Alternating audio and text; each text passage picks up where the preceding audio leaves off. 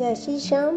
आज हम आंवला नवमी की कहानी सुनेंगे। एक राजा था जो 1.25 मन आंवले नित्य दान करके ही खाना खाता था। इससे उसका नाम ही आंवलिया राजा पड़ गया। एक दिन उसके बेटे की बहू ने सोचा कि इतने आंवले रोज दान करने से थोड़े ही दिन में सब धन समाप्त हो जाएगा। दूसरे दिन उसने राजा को आंवले दान करने से मना कर दिया, जिससे दुखी होकर राजा रानी महल छोड़कर जंगल में जाकर बैठ गए। राजा आंवले दान नहीं कर सका और अपने प्रण के कारण खाना नहीं खा पाया।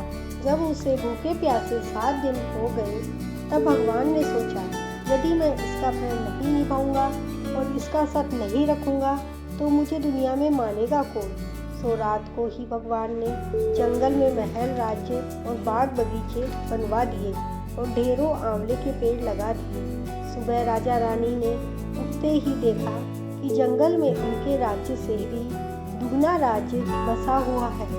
राजा रानी से कहने लगा, रानी देख, कहते हैं सत मत छोड़े, सुरमा सत छोड़िया पथ जाए। सत की छोड़ी लक्ष्मी फिर मिलेगी आए। सो आओ नहा धोकर आंवले दान करें और खाना खावें। राजा रानी ने बहुत सारे आंवले दान कर खाना खाया और खुशी खुशी जंगल में रहने लगे। उधर आंवला देवता का अपमान करने और अपने पिता को आंवला दान देने रोकने के कारण बेटे बहू के बुरे दिन आ गए। राज्य दुश्मनों ने छीन लिया और दाने दाने को मोहताज होकर काम ढूंढते हुए अपने पिता के राज्य में जा पहुँचे।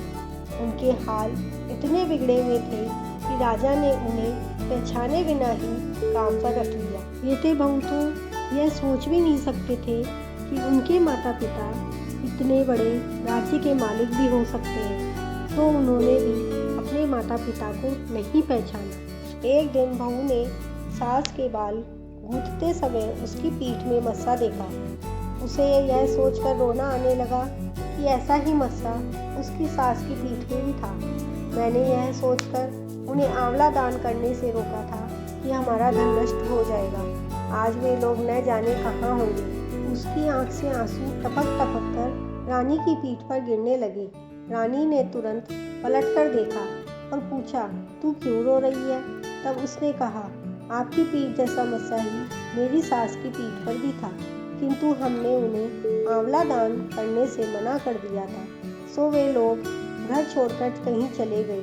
तब रानी ने उन्हें पहचान लिया, सारा हाल उनका पूछा और सारा हाल अपना बताया। अपने बेटे बहू को समझाया कि दान करने से धन कम नहीं होता है, बल्कि बढ़ता ही है। बहू बेटे भी अब सुख से राजा रानी के साथ रहने लगे। हे आंवलिया भगवान, जैसे राजा रानी का सत रखा वैसा सभी का रखना।